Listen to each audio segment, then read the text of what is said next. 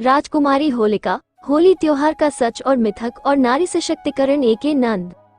जिस देश में नारी का सम्मान नहीं, वो देश कभी महान नहीं। तारांकन श्रमजीवी कल्याण मित्रों, होलिका का घर लखनऊ के पास वर्तमान जिला हरदोई में था। होलिका के पिता का नाम कश्यप व माता का नाम दिति है। होलिका के दो बहादुर भाई थे, राजा हिरण्याक्ष और राजा हिरण्यकश्यप। राजा हिरण्याक्ष ने आर्यों द्वारा कब्जाई हुई संपूर्ण भूमि को जीत लिया था। यहीं से आर्यों ने षड्यंत्र रचना शुरू किया। होलिका के बड़े भाई का नाम सम्राट हिरण्याक्ष और भाभी का नाम महारानी अंबिका था, को आर्य विष्णु ने वराहावतार के धोखे से मार डाला। उसके बाद होलिका के छोटे भाई सम्राट हिरण्यकश्यप ने अपने भाई के हत्यारों को हराकर भगा दिया और वराहावतार विष्णु की पूजा पर प्रतिबंध लगा दिया। होलिका के छोटे भाई सम्राट हिरण्यकश्यप के 5 पुत्र थे, जिसमें तीसरे पुत्र का नाम प्रहलाद था। प्रहलाद से 2 बड़े भाई अनुहलाद और हलाद तथा 2 छोटे भाई संहलाद और सुदर्शन थे। प्रहलाद की माता का नाम कल्याणी था। विष्णु ने नारद नामक आर्य से जासूसी कराकर प्रहलाद को गुमराह किया। प्रहलाद विष्णु से मिल गया तथा दुर्व्यसनों में पड़कर पूरी तरह आर्यों के साथ रहने लगा। सही रास्ते पर लाने के तमाम प्रयास विफल हो जाने पर राजा ने उसे घर से निकाल दिया।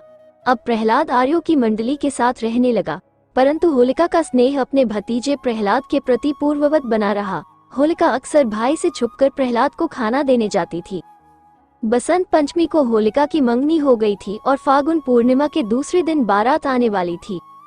होलिका आखिरी बार प्रहलाद से मिलने गई। उस दिन होलिका ने उपोषण दिवस का अनुसरण कर सफेद वस्त्र धारण कर प्रहलाद को खाना देने गई। पूर्णिमा की नवरात्रि में होलिका अप्सरा सी लग रही थी। प्रहलाद आर्यों के दुर्व्यसनी लड़कों से घिरा हुआ था। वे सभी नशे में चूर थे। उन्होंने होलिका के साथ सामूहिक दुराचार कर हत्या कर दी। सबूत मिटाने के लिए उन्होंने लाश को रात में ही जला दिया। होलिका दहन के दिन उदन लड़कों ने नशे में दुराचार किया था, इसलिए आज भी परंपरागत महिलाओं से छेड़छाड़ करते हैं। दूसरे दिन राजकुमार इलोही बिंद की, वर्तमान जिला फतेहपुर निवासी, अपनी बारात के साथ घोड़े पर चढ़कर राजमहल की ओर बढ़ रहे थे। अचानक उन्हें होलिका के हत्या की सूचना मिली तो वे अवाक रह गए। चेतना लौटी तो पागलों की तरह उस तरफ दौड़े जहां होलिका को जलाकर मार डाला था। उन्होंने भस्म, शव की राख को शरीर पर मल लिया और वहां खड़े लोगों पर भी राख को फेंकने लगे। वर्तमान में धुलेंडी इसी का परिवर्तित रूप है। जब सम्राट हिरण्यकश्यप को ये बात पता चली तो उन्होंने हत्यारों को पकड़वाया और अपराधियों में उनका अपना पुत्र होने के कारण पंचायत द्वारा सजा दिलवाई।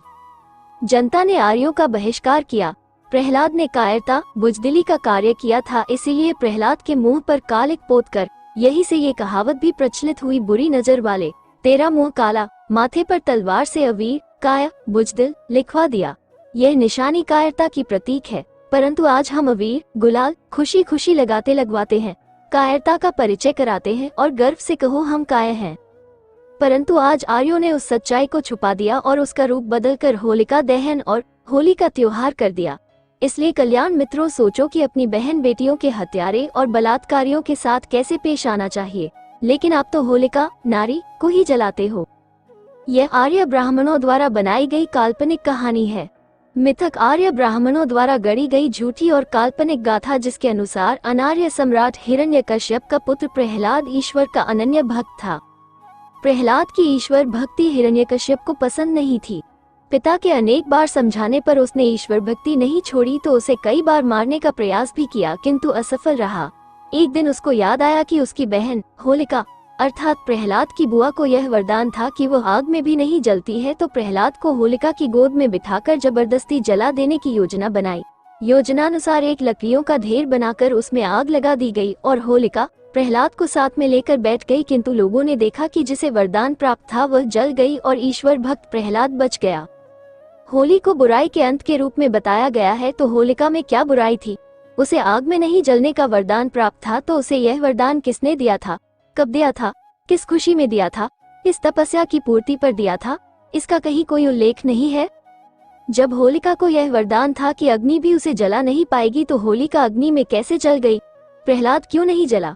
यदि प्रहलाद विष्णु भक्त होने तथा विष्णु का नाम लेने से अग्नि में नहीं जला, तो ये तो विष्णु और विष्णु के समर्थक ब्राह्मणों की जीत हुई।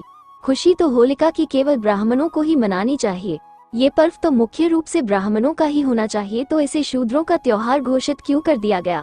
होली का वास्तविक रहस्य क्या है, अवश्य जाने। अब इस घटना को त्योहार का रूप देने में कौन सी खुशी की बात है।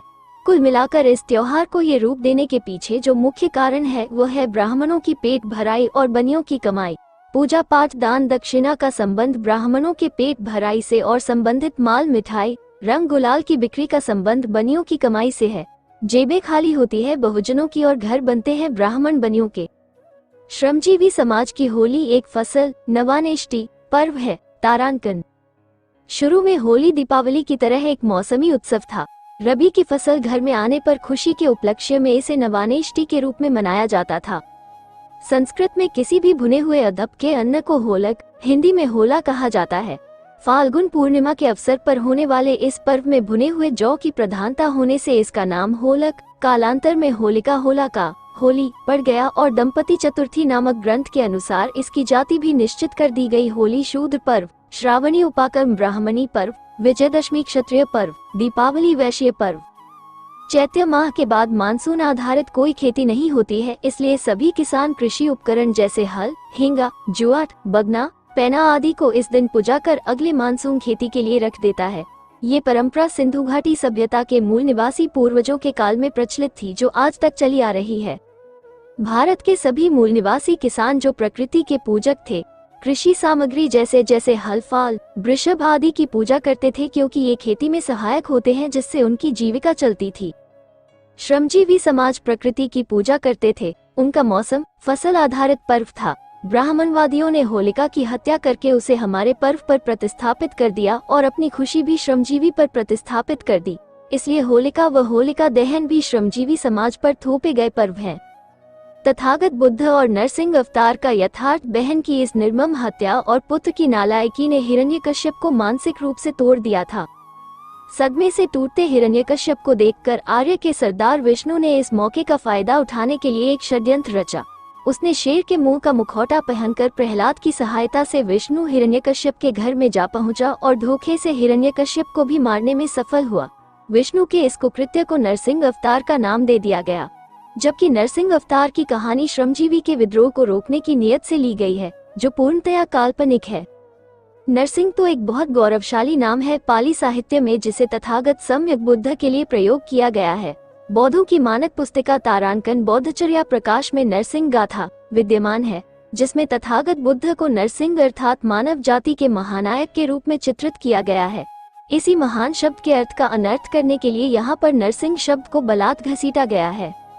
तारांकन नरसिंह नरसिंह गाथा तारांकन 1 चक्रवृन कित रथ सुपादो लखन मंडित आयत पिन्ही चामरछत विभूषित पादो ऐसे ही तो पिता नरसिंहो 2 साक्य कुमार वरो सुकुमालो लखन चितित पुअन शरीरो लोक हिताय गतो नरवीर ऐसे ही तो पिता नरसिंहो 3 पुअन सस्दानिभो मुखवनो देवनरानपियो नरनागो मतज्जिद विलासित गामी ऐसे ही तो पिता नरसिंहो 4 खत्तीय संभव अगकुलिनो देवमनुज नमस्चित पादो सील समाधि पतिथित चित्तो ऐसे ही तो पिता नरसिंहो 5 आयत्युत्सु संथितनासो गोपमुखो अभिनील सुनेतो इंधनो अभिनील भमुको ऐसे ही तो पिता नरसिंहो 6 वत्सु वत्सु संथित गीवो सिंहनो मिग्राज श्रीरो कंचन सुच्छ वा उत्तम वनो ऐसे ही तो पिता नरसिंहो 7 सीनित सुगंभीर मंजूसु घोसो हितगुलबद सुरत सुजीहो बीसती वीसती सेत सुदंतो ऐसे ही तो पिता नरसिंहो 8 अंजनवन सुनील सुकेसो कंचनपट विसुद ललाट लोस्तिपंडा सुधसु वनो ऐसे ही तो पिता नरसिंहो 9 गच्छति नीलपथे पियचंदो तारागन परिवेठित रूपो सावक मज्जा गतो समनिदो ऐसे ही तो पिता नरसिंहो। अर्थ जिस समय अपने पिता राजा शुद्धोधन के आग्रह पर बुद्ध कपिलवस्तु पधारे थे, उस समय राहुल की जिज्ञासा पर कि ये तो सभी भिक्षु एक जैसे दिख रहे हैं, मैं अपने पिताजी को कैसे पहचानूंगा, तो राहुल की माता ने राहुल को इन्हीं शब्दों में तथागत का परिचय कराया था। 1 जिनके चरण रक्त वर्ण चक्र से अलंकृत है, जिनकी एड़ी सुंदर है, जिनके चरण चवर तथा छत्र से सुशोभित है, वे जो नरों में सिंह नरसिंह है, वे ही तेरे पिता हैं। 2 ये जो सुकुमार शाक्य कुमार है, ये जो सुंदर चिन्हों से युक्त संपूर्ण शरीर से संपन्न है, ये जिन्होंने लोकहित के लिए गृह त्याग किया है, वे जो नरों में सिंह नरसिंह है, वे ही तेरे पिता हैं। वे जो नरों में सिंह नरसिंह है, वे ही तेरे पिता हैं। 3 जिनका मुख पूर्णचंद्र के समान प्रकाशित है, ये जो नरों में हाथी के समान है तथा देवताओं और नरों सभी के प्रिय है। ये जो मस्त गजेंद्र की तरह चले जा रहे हैं, वे जो नरों में सिंह नरसिंह है, वे ही तेरे पिता हैं। 4 ये जो अग्र क्षत्रिय कुलोत्पन्न है, ये जिनके चरणों की निराना सभी वंदना करते हैं, ये जिनका चित्त शील समाधि में सुप्रतिष्ठित है, वे जो नरों में सिंह नरसिंह है, वे ही तेरे पिता हैं। 5 ये जिनके नासिका चौड़ी है तथा सुडौल है, ये जो नरों में वृषभ के समान है, ये जिनके नेत्र सुनील वर्ण है, ये जिनकी भौएं इंद्रधनुष के समान है, वे जो नरों में सिंह नरसिंह है, वे ही तेरे पिता हैं। 6 ये जिनकी ग्रीवा गोलाकार है, ये जिनकी थोड़ी मृगराज के समान है, ये जिनका वर्ण सुवर्ण के समान आकर्षक है, वे जो नरों में सिंह नरसिंह है, वे ही तेरे पिता हैं। 7 ये जिनकी वाणी स्निग्ध है, गंभीर है, सुंदर है, ये जिनकी जिह्वा सिंदूर के समान रक्तवर्ण है, ये जिनके मुंह में श्वेत वर्ण के 40-40 दांत हैं, वे जो नरों में सिंह नरसिंह है, वे ही तेरे पिता हैं। 8 ये जिनके केस सुरमे के समान सुनील वर्ण है, ये जिनका ललाट कंचन के समान दीप्त है, ये जिनका शरीर औषधि तारे के समान शुभ्र वर्ण है, वे जो नरों में सिंह नरसिंह है, वे ही तेरे पिता हैं। 9 ये जो तारांगनों से घिरे चंद्रमा के समान बड़े चले जा रहे हैं, ये जो भिक्षु सिंह से उसी प्रकार घिरे हुए हैं जैसे चंद्रमा तारों से, ये जो अपने श्रावकों से घिरे श्रमणेंद्र हैं, वे जो नरों में सिंह नरसिंह है, वे ही तेरे पिता हैं। महापरित्राण सूत्र पाठ से जब आर्य भारत में आए तो उनका पहला अवतार था मत्स्यावतार, जिसका संघर्ष यहाँ के श्रमजीवी राजा शंखासुर से हुआ। दूसरा अवतार कच्छपावतार था, जिसका संघर्ष यहाँ के श्रमजीवी राजा कश्यप से रहा। तीसरा अवतार वराहावतार था, जिसका संघर्ष हिरण्याक्ष के साथ रहा। चौथा अवतार नरसिंह था, जिसका संघर्ष हिरण्यकश्यप से रहा। जैसे ही राजा हिरण्यकश्यप की नरसिंह अवतार द्वारा धोखे से हत्या की गई, प्रहलाद को अपनी गलती का एहसास हुआ और नरसिंह आदि आर्यों को युद्ध करके खदेड़ दिया और एक सफल शासक बनकर राज किया। इसके बाद उनके पुत्र विरोचन राज्य करते हैं। उसके बाद महाप्रतापी राजा बलि का राज आता है, जिसका संघर्ष 5वें अवतार वामन अवतार से होता है।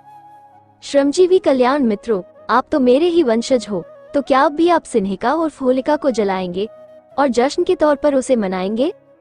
फैसला अब आपको ही करना है। उपासिका राजकुमारी सिन्हिका और होलिका। उपासिका होलिका की सच्चाई को जानकर हमने निर्णय लिया है कि हम इस घटना को होलिका शहादत दिवस के रूप में मनाएंगे। इस दिन हम नवानेष्टि पर्व, पारिवारिक धम्म संगोष्ठी, उपोषद का आयोजन, श्रद्धांजलि कार्यक्रम आदि करेंगे और आपकी सच्चाई, अपने इतिहास का प्रचार भी करेंगे। होली मनाने में जो समय और धन की बर्बादी होती है, उसे बचाकर अपने बच्चों की परवरिश और शिक्षा पर लगाएंगे। होली के नाम पर एक ही दिन में लाखों टन लकड़ी फूंक दी जाती है, जो लकड़ियों के दुरुपयोग के साथ वातावरण में भी प्रदूषण की वृद्धि करता है। इसलिए लकड़ी और पर्यावरण दोनों को ही भविष्य की पीढ़ियों के लिए सुरक्षित रखेंगे। होली पर यदि लकड़ियां नहीं जलाएंगे तो वन संरक्षण को बढ़ावा मिलेगा। रंगों से अक्सर एलर्जी तथा चर्म रोग की संभावना रहती है और आंखों के लिए भी ये किसी जहर से कम नहीं। जुआ और नशा आदि सामाजिक बुराई से घर बर्बाद हो जाते हैं। इनसे हम बचेंगे और दूसरों को भी बचाने का प्रयास करेंगे। आज ही के दिन फागुन पूर्णिमा। 1 उपासकन उपोस्त दिवस में घर या बुद्ध विहार में प्रातः बुद्ध वंदना, तिसरन, पंचशील ग्रहण करना चाहिए और 12 बजे से पूर्व एक बार भोजन करना चाहिए। 2 सम्यक संबोधि के बाद प्रथम बार कपिलवस्तु में तथागत बुद्ध अपने पिता महाराज शुद्धोधन के आग्रह पर 20,000 भिक्षुगण के साथ पधारे थे। 3 तथागत बुद्ध पुत्र राहुल, जीवन संगिनी यशोधरा और आनंद को इसी दिन धम्म दीक्षा दी थी। 4 श्रमजीवी समाज को होलिका शहादत दिवस मनाना चाहिए। A.K. नंद, राष्ट्रीय संगठक, मास और MVF और संपादक, मास संदेश। नमो बुद्धाय, नमो इंडिया, जय विज्ञान, जय संविधान, जय इंसान। सौजन्य से बहुजन साहित्य केंद्र, मान्यवर, काशीराम कॉलोनी के बगल, विकास भवन रोड, जिला गोंडा, उत्तर प्रदेश, भारत। Mobile number 8573920943। संस्थापक हरि प्रसाद बौद्ध जी, संचालिका मीना कुमारी बौद्ध जी।